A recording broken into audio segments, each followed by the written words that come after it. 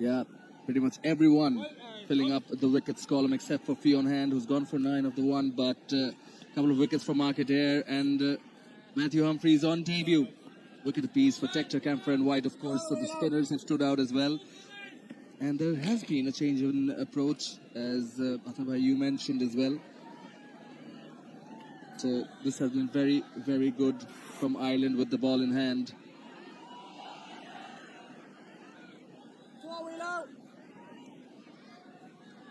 Over here, lads.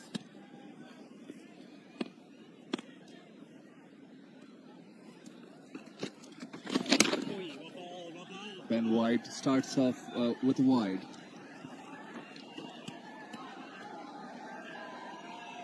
Spinners have bowled well. To be honest, every bowler has bowled and showed very good improvement. Well done. Really good piece of fielding. It was just going past through on the right side. Had to dive and stop it. Because it is short and wide. And in terms of line and lengths, all bowlers have showed improvement. Much closer and also lot fuller. Ben White starting with a wide and a dot. Again, too much. Short and wide, but this has been put away to that long on for a single. And just have a look at this. Ireland spinners in this series before today, all over the place. How short they were. Today, have a look at this cluster. Just got a little bit closer and narrower towards the wicket. So it's a huge improvement, and well done, Ireland, to create pressure by bowling in those areas, and then picking a wicket at regular intervals was a big bonus. The partnership with that single now 22. They want to come back for the second. Shamim Hussain says no. Well, the last thing they want is a run out. The idea is pretty clear. Shamim Hussain's going to take most of the strike and lead this partnership. 24 of 24. It is a Friday. It's a weekend. The beautiful port city of Chattogram. Going for the reverse. Will find the gap. He connects it so well, does Shamim Hussain. 1 bounce for 4. Yes, he made debut for Bangladesh against Zimbabwe at Harare in July 2021. Shamim Hussain. That's a really good pick-up reverse. Shot selections have been good. He looks a little bit more calm, doesn't he? We compare him with the rest of the batters who've come and gone back to the pavilion. A welcome boundary for Bangladesh. If they can manage to hang on and play 20 overs, or maybe 120, 130, very much possibility. It'll give you something for the bowlers to go and try to defend. And that's exactly what they need to do in that direction.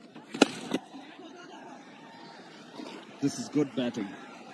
Commendable. Soft hands. He's taken a boundary, then taken in a single. Already 8 of this over.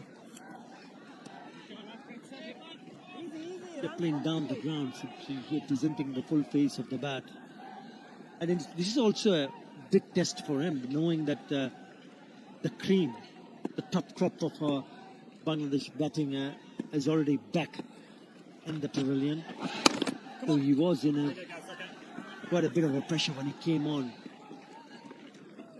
at number 6. 9 in that over, 89 for 7.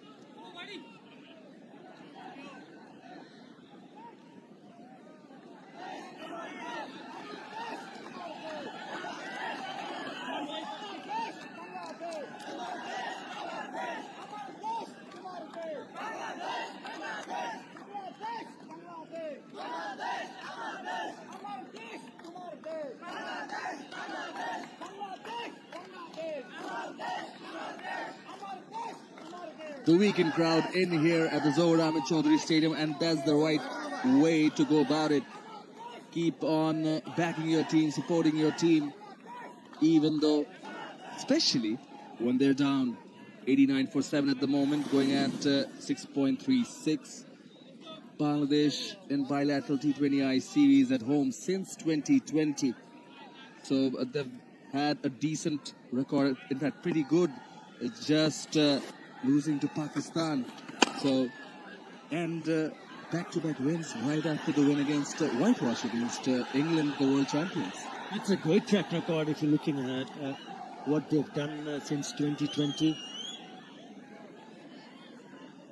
They've been very good. The message for the teams traveling to Bangladesh knows this, and they've been very good. They've only lost to Pakistan since 2020, drawn up with Afghanistan. The rest they've won. That is a very good track record at home for them. Up and over, just over, and he just finds the boundary. The bowler had his hands on his head. He thought there might have been a wicket, but it's a boundary, to the relief of the fans. Fionn Hand coming back into the attack. Mark Adair at mid-on, almost had it. It was full, it was there to be hit. Nasum Ahmed this time took his chance. Oh, very close, just whiskers away from the fingertips. Yeah, the idea was good because the fielder was at the mid-on, but didn't get enough elevation. Yes, in the end it's a boundary, but it was very close to the outstretched hand of that fielder. In the black hole, this is a good battle, good comeback from Fionn Hand. So Nasum Ahmed also taking his chances. This is good to see. Still about 5 overs to go. Now, even when he wants to play a big shot, he needs to be calculative rather, to make sure that he gets it right. Short ball, let it go to the keeper. But this is turning out to be a good partnership. It's now 32 of 32. When he came on to bat in the crease, they were 7 down for 61 in loads of trouble. But both Shamim Hussain and Nasum Ahmed have got in and make sure that they have some partnership going on. That's sloppy. That's very sloppy. Oh, what was? Will get an extra run. Harry Tector going with the throw, trying to take another wicket. There is a short mid-wicket in place. There was for Nasum Ahmed. Was taking his chance, but Shamim Hussain was well in. So Bangladesh will get an extra run, and courtesy of that boundary, we saw the fielder at mid-on being moved to long-on for Nasum. Now Shamim Hussain back on strike. 5 of this over. 1 more ball to go. Bit of a chat in the bowler and fielder at long on, coming all the way. You see, there is long on and long off. There are also 2 more fielders on the onside in the deep by the boundary ropes, and one at cover point. Going to flick it. He's missed it. A big appeal from Fionn Hand. Only on one perhaps. The wicketkeeper also thinks that's going down the leg. Should be the over. 5 of it. Paul Sterling still having a chance, still wondering if they want to take the review. Perhaps not. 94 for 7.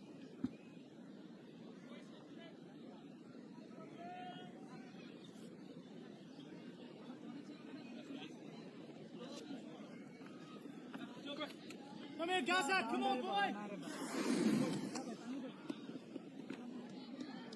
Lloyd. Hold. 1 minute down.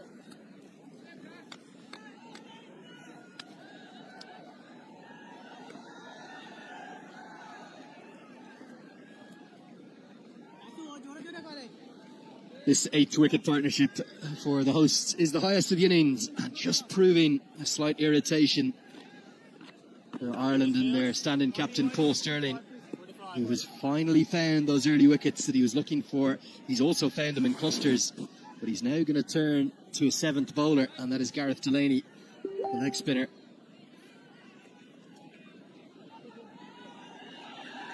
Delighted to be joined by HT Ackerman.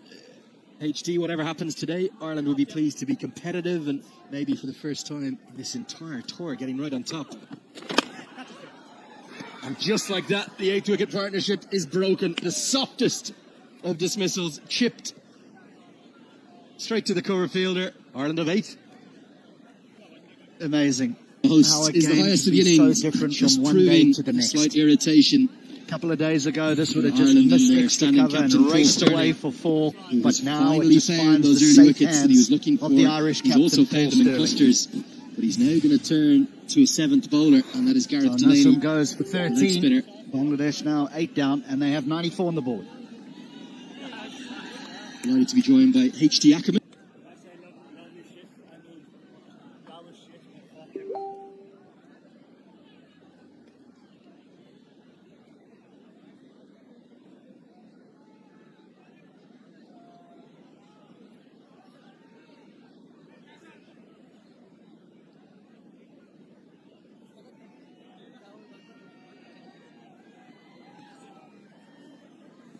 Real concern for the first time for the support staff of Bangladesh, their head coach there. As number 10 walks to the wicket, Shariful Islam, one of the 2 changes to the team today alongside the debutant Rashad Hussain. It's a funny old game, H, isn't it? We were talking off air, the two of us, about how much luck has a part to play in every version of cricket. And maybe just for the first time on the tour, the luck has gone Ireland's way. Hasn't throughout this series. Balls have fallen into gaps in the field. The Tigers have cashed in a big way. It's like a different sport altogether out there. Could be a run-out chance. Learn quickly to get off the mark. 100%. And this previous dismissal indicates that. First 2 T20 internationals, that goes for 4. The momentum now firmly with Ireland, that goes straight to the fielder. But Paul Stirling pointed it out at the post-match presentation. After the first T20, he said we were a little bit unlucky inside the first 4 or 5 overs. And that's exactly what they were. But you create your own luck, and Bangladesh did that through the brand of cricket that they wanted to play.